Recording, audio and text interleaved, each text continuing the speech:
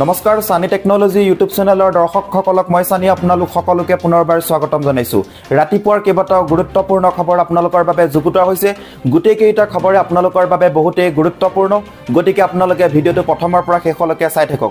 আজিৰ প্ৰথমটো খবৰে হৈছে 4 জুনত পতন হ'ব বিজেপিৰ, ভুৱা প্ৰমাণিত হ'ব এক্সিট পোল।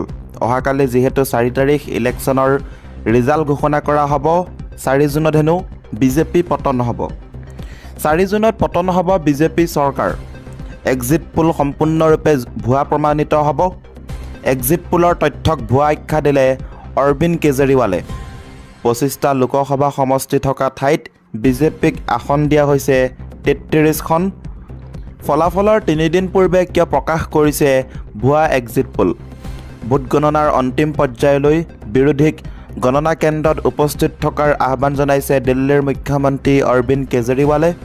বিজেপিয়ে যাতে কোনো ধৰণৰ খেলিমেলি কৰিব নোৱাৰে তাৰ বাবে সষ্টম হৈ থাকিব লাগিব বিৰোধী পক্ষ। জেল যোৱাৰ পূৰ্বে সৰব হৈছে দিল্লীৰ মুখ্যমন্ত্ৰী অৰবিন্দ কেজৰিৱাল। দেশমাতৃৰ বাবে বলিদান দিবলৈ সাজু হৈছে অৰবিন্দ কেজৰিৱাল। জীৱনৰ শেষ পৰ্যায়লৈকে যুদ্ধ কৰি যোৱাৰ সংকল্প অৰবিন্দ কেজৰিৱালৰ। আৰু অহাকালি যিহেতু 4 জুন 4 তাৰিখে ইলেকশ্যনৰ ৰিজাল্ট ঘোষণা কৰা হ'ব, 4 জুনত হেনো পতন হ'ব বিজেপি চৰকাৰ। এই কথা দিল্লীৰ মুখ্যমন্ত্ৰী অৰবিন্দ কেজৰিৱালে মন্তব্য কৰা দেখা গৈছে। হাতত মাত্ৰ এদিন সময়, পৰহিলে এখন উপহাৰ কুপনৰ খেল অনুষ্ঠিত কৰা হ'ব গোলাঘাট জিলাত। মাত্ৰ এদিন সময় আছে। এদিনৰ পাছতে গোলাঘাটত এখনি সৰ্ববৃহৎ উপহাৰ কুপনৰ খেল অনুষ্ঠিত কৰা হ'ব। আৰু টোটেল 40খনকৈ গাড়ী আছে, গাড়ী 40খন আছে।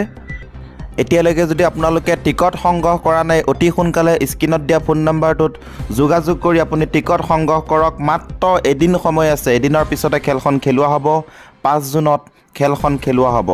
প্ৰথম পুৰস্কাৰ হৈছে ইনোভা ক্ৰিষ্টা, মহিন্দ্ৰা থাৰ, নিছান মেগনাইট, ছুইফ্ট, এনেধৰণৰ নামী দামী টোটেল 40খন গাড়ী আছে। ৱেগনাৰ আছে, তাৰ লগতে আপোনাৰ এনেধৰণৰ বিভিন্ন ধৰণৰ গাড়ী আছে। টোটেল 40খন গাড়ী মাত্ৰ আপুনি 100 টকাত লাভ কৰিব পাৰে। স্ক্ৰীনত দিয়া ফোন নম্বৰটোত এতিয়া আপুনি হোৱাটছআপত মেছেজ দিয়ক আৰু টিকট সংগ্ৰহ কৰক। এতিয়া বহুতে ফোন কৰি থাকে যে টিকট লাগে। টিকট কেনেদৰে সংগ্ৰহ কৰিব লাগে মই আপোনালোকক ভালদৰে বুজাই দিছোঁ। স্ক্ৰীনত যোনটো ফোন নম্বৰ দিয়া হৈছে, এই ফোন নম্বৰটোত আপুনি প্ৰথম নম্বৰটো ছেভ কৰিব। ছেভ কৰাৰ পাছতে আপুনি হোৱাটছআপত আপোনাৰ নামটো আৰু জিলাখনৰ নামটো হোৱাটছআপত লিখি দিব। তাৰপিছতে প্ৰফাইল পিকচাৰতে এখন স্কেনাৰ লাগি আছে, সেই স্কেনাৰত পে'মেণ্টটো কৰি স্ক্ৰীনশ্বট দিয়াৰ লগে লগে টিকট আপুনি সংগ্ৰহ কৰিবলৈ পাৰিব। ফোন কৰি নাথাকিব, হোৱাটছআপত মেছেজ দিয়ক আৰু টিকট সংগ্ৰহ কৰক। আৰু মাত্ৰ এদিন সময় আছে, যিহেতু 5 তাৰিখে খেলখন খেলোৱা হ'ব। কাইলৈ পৰহিলে খেলখন হ'ব। গতিকে অতি সোনকালে টিকট সংগ্ৰহ কৰক আৰু আপোনাৰ ভাগ্য পৰীক্ষা কৰক মাত্ৰ 100 টকাৰ মূল্যত। 2 নম্বৰৰ খবৰটি হৈছে এটা ডাঙৰ খবৰ, দেশবাসীলৈ ডাঙৰ খবৰ। আজি মাজনিশাৰ পৰা বৃদ্ধি পাইছে টোল প্লাজাৰ চাৰ্জ। কিমানকৈ বাঢ়িব টোল প্লাজাৰ মূল্য?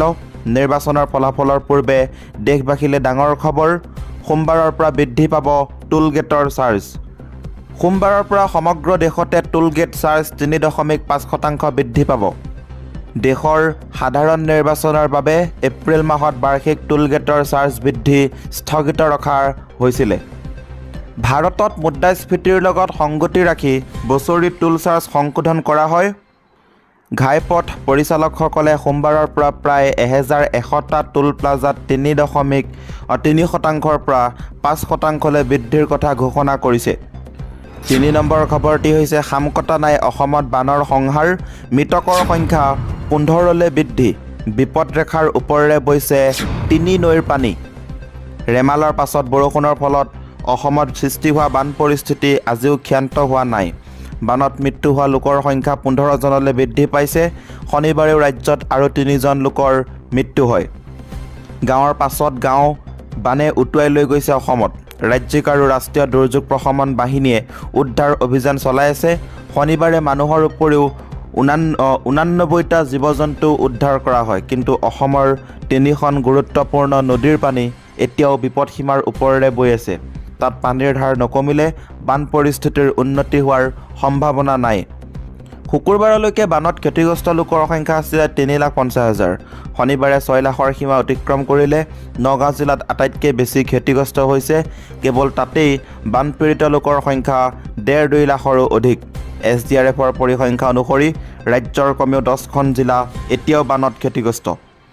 বৰাক অসমৰ অন্যতম গুৰুত্বপূৰ্ণ নদী। যোৱা বৃহস্পতিবাৰৰ পৰা বিপদসীমাৰ ওপৰেৰে বৈ আহিছে নদীখন। ইয়াৰ উপৰিও ব্ৰহ্মপুত্ৰৰ উপনৈ কপিলী, বৰাকৰ উপনৈ কুশিয়াৰাৰ পানীও বিপদ স্তৰৰ ওপৰত। বহু বাট পথ, দলং আৰু ঘৰ-দুৱাৰ জাহ গৈছে। বিঘাৰ পাছত বিঘা খেতিৰ মাটিও বানৰ ফলত ক্ষতিগ্ৰস্ত হয়।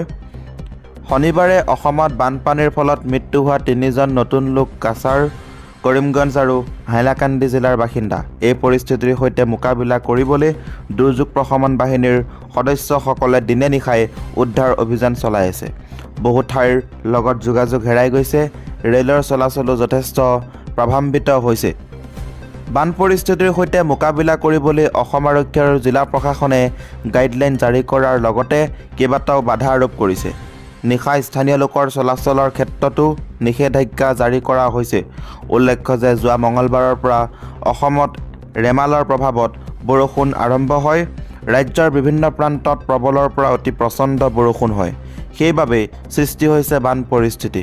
ইতিমধ্যে উত্তৰ পূব ভাৰতত প্ৰৱেশ কৰিছে মৌচুমী জলবায়ুৱে। 4 নম্বৰ খবৰটি হৈছে 21 দিন নিৰ্বাচনী বঁটা খাই অৱশেষত আত্মসমৰ্পণ কৰিলে দিল্লীৰ মুখ্যমন্ত্ৰী অৰবিন্দ কেজৰিৱালে। জেললৈ যোৱাৰ পূৰ্বে সেৱা জনালে হনুমান গান্ধী আৰু পিতৃ মাতৃক।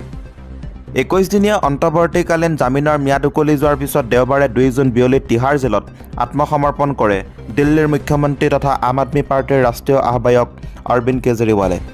10 মে'ত উচ্চতম ন্যায়ালয়ে তেওঁক লোকসভা নিৰ্বাচনৰ প্ৰচাৰৰ বাবে অৰবিন্দ কেজৰিৱালৰ অন্তৱৰ্তীকালীন জামিন প্ৰদান কৰিছিল। ইয়াৰ পূৰ্বে দিল্লী আবকাৰী কেলেংকাৰীৰ গোচৰত তেওঁক ইডিয়ে গ্ৰেপ্তাৰ কৰিছিলে। অন্তৱৰ্তীকালীন জামিনৰ ম্যাদ উকলি যোৱাৰ পূৰ্বে অৰবিন্দ কেজৰিৱালে 7 দিনৰ বাবে জামিন বৃদ্ধিৰ বাবে আবেদন জনাইছিল, কিন্তু ৰাইজ এভিনিউ আদালতে তেওঁৰ আবেদন নাকচ কৰিলে। ইয়াৰ পিছত পুনৰ ৰাউজ এভিনিউ আদালতে তেওঁক 5 দিনলৈকে ন্যায়িক জিম্মালৈ প্ৰেৰণ কৰিছে। আত্মসমৰ্পণৰ পূৰ্বে অৰবিন্দ কেজৰিৱালে তেওঁৰ পৰিয়ালৰ সদস্য আৰু দলৰ নেতাসকলৰ সৈতে নতুন দিল্লীৰ ৰাজঘাট ভ্ৰমণ কৰে। তেওঁ জাতিৰ পিতা মহাত্মা গান্ধীৰ সমাধিস্থল ৰাজঘাটত পুষ্প অৰ্পণ কৰি শ্ৰদ্ধাঞ্জলি জ্ঞাপন কৰে। কেজৰিৱালে ৰাজঘাটৰ পৰা দিল্লীৰ কৰ্ণট প্ৰেছত থকা হনুমান মন্দিৰলৈ গৈ প্ৰাৰ্থনা কৰে। মন্দিৰ পৰিদৰ্শন কৰাৰ পিছত তেওঁ আপৰ কাৰ্যালয়লৈ যায়। তেওঁ আম আদমী পাৰ্টীৰ ৰাজনৈতিক পৰিক্ৰমা সমিতিৰ সদস্যসকলৰ সৈতে দলৰ কাৰ্যালয়ত তেওঁ এক বৈঠকত মিলিত হয়। ইয়াৰ পিছত আপোন ঘৰলৈ গৈ পিতৃ মাতৃৰ আশীৰ্বাদ লয়। ইয়াৰ পিছত পৰিয়াল বিদায় দি কলা ৰঙৰ SUV এখনত উঠি তিহাৰ জেললৈ ৰাওনা হয় অৰবিন্দ কেজৰিৱাল।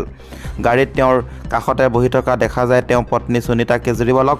কাৰাগাৰত পঢ়িবলৈ লগত কিছু কিতাপ লৈ যায় অৰবিন্দ কেজৰিৱালে। আজিৰ এই ভিডিঅ'টোৰ মাধ্যমেৰে আপোনালোকক কেইবাটাও গুৰুত্বপূৰ্ণ খবৰ দিব চেষ্টা কৰিলোঁ। যদি আপোনালোকৰ খবৰকেইটা শুনি